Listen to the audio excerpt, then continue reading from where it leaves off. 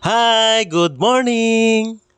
Pasalamat ta sa Ginoo no kay gihatagan tanyag maayong katulogon o gipamata pa niya ning kabuntagon kay para makaaninaw kaning nindot kayo nga palibot kauban sa dagkong punuang mga lobe gisabayan pa sa nindot nga panahon nga arang pagkanindot kayo lang taon.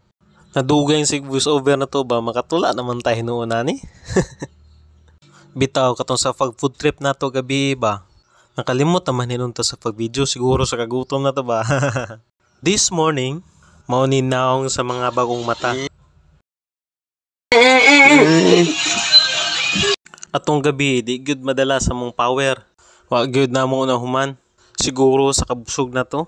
Kay kining mabusog na, di na may hinoong ganahan mo trabaho. Ang ganahan na may noon kaysa katulogon.